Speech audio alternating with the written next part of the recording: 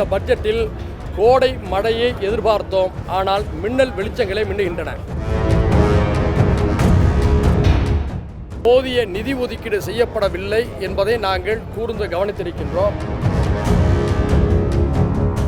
இவர்கள் அறிவித்திருக்கக்கூடிய தொகைக்கும் பொருத்தமில்லாமல் இருக்கிறது.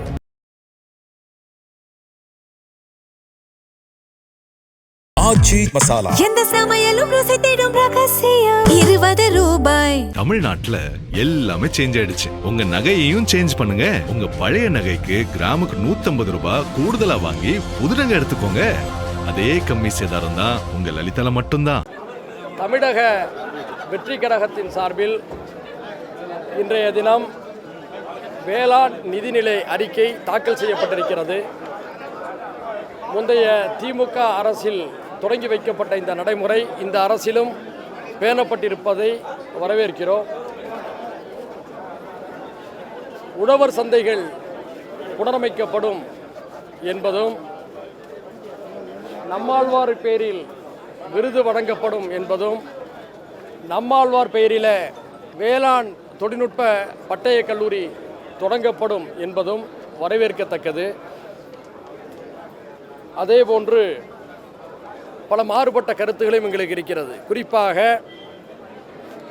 இந்த நிதிநிலை அறிக்கையில் அவர்கள் அறிவித்துள்ள திட்டங்களுடைய பரபரப்பான அறிவிப்புகளுக்கு மத்தியில் போதிய நிதி ஒதுக்கீடு செய்யப்படவில்லை என்பதை நாங்கள் கூர்ந்து கவனித்திருக்கின்றோம். குறிப்பாக மழையால் பாதிக்கப்படும் தானியங்களை பாதுகாக்க 43,500 விவசாயிகளுக்கு 10 கோடி ரூபாய் மதிப்பில் தார்ப்பாய் வழங்கப்படும் என்கிறார்கள். ஒரு தார்ப்பாயுடைய விலை குறைந்தபட்சம் 2,000 ரூபாய். 43,500 விவசாயிகளுக்கு தார்ப்பாய் வழங்கப்படும் என்கிறார்கள். ஒரு தார்ப்பாயோட விலை 2,000 என்று சொன்னாலும் கூட 5,000 விவசாயிகளுக்கு தான் கொடுக்கப்படும். ஆனால் அதற்கு 10 கோடி ரூபாய் ஒதுக்கீடு என்று அறிவித்திருக்கிறார்கள். ஆக திட்டத்திற்கும் இவர்கள் அறிவித்திருக்கக்கூடிய தொகைக்கும் பொருத்தமில்லாமல் இருக்கிறது. அதுபோலவே சீமை கருவேலை மரங்களை அகற்ற மொத்தமாக 4 கோடி ரூபாய் ஒதுக்கி இருக்கிறார்கள். ஒரு பொக்கணி இயந்திரத்துக்கான வாடகை என்ன, அந்த பொக்கணி இயந்திரத்தை ஓட்டுநருக்கான வாடகை என்ன, முழு தமிழ்நாட்டிலையும் சீமை கருவேலங்களை ஒழிக்க 4 கோடி ரூபாய் நிதி போதுமானதா? அதே போன்று விவசாயிகளுக்காக செயற்கை நுண்ணறிவு ஏஐ தொழில்நுட்பத்துக்கான திட்டங்களுக்கு வெறுமனே 2 கோடி ரூபாய் ஒதுக்கி இருக்கிறாங்க. மிக முக்கியமாக மாறி வரக்கூடிய இந்த தொழில்நுட்பத்திற்கு 2 கோடி ரூபாய் நிதி போதுமானதா? மொத்தத்தில் இந்த பட்ஜெட்டில் கோடை மழையை எதிர்பார்த்தோம், ஆனால் மின்னல் வெளிச்சங்களே மின்னுகின்றன. அடுத்து பெரிய அளவில் விவசாயிகளுடைய கூட்டுறவு கடன்கள் தள்ளுபடி செய்யப்படும் என்ற எதிர்பார்ப்பு இருந்தது. தாவேக அரசுடைய தேர்தல் அறிக்கையில் சிறு குறு விவசாயிகளுக்கு 100%, பெரு விவசாயிகளுக்கு 50% கடன் தள்ளுபடி செய்யப்படும் என்றார்கள். அது குறித்த அறிவிப்புகள் இன்றைய தினம் எதிர்பார்க்கப்பட்டது. அந்த அறிவிப்பு இல்லாதது ஏமாற்றம் அளிக்கிறது. அதே போன்று காவிரி நீர் கிடைக்காத காரணத்தினால குறுவை பயிரை சாகுபடி செய்யாமல் விவசாயிகள் மிகப்பெரிய பேரழிவுக்கு ஆளாகி இருக்கிறார்கள். எனவே குறுவை பயிர் சாகுபடி செய்ய முடியாத நிலையில் ஒரு ஏக்கருக்கு 15,000 ரூபாய் இழப்பீடாக விவசாயிகளுக்கு தர வேண்டும். இதை இந்த டிவிக்கு அரசு செவிமடுக்க வேண்டும் என்று கேட்டுக்கொள்கிறோம். அதே போன்று சம்பா சாகுபடி எதிர்பார்த்திருக்கிறார்கள்.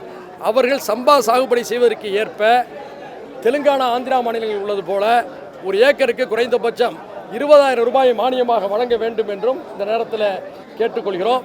மேட்டூர் அணை 100 அடி நிரம்பும் நிலையில் சம்பா சாகுபடிக்கு 40 டிஎம்சி தண்ணீரை ஜூன், ஜூலை மாதங்களிலே கர்நாடக அரசு தர வேண்டும்.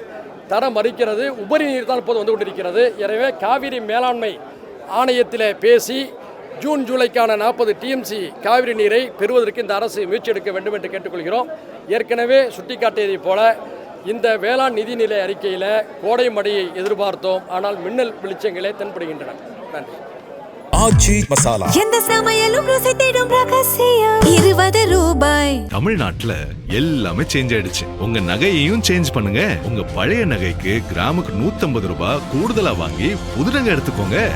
அதே கம்மி சேதாரம் தான் உங்க லலிதால மட்டும்தான்.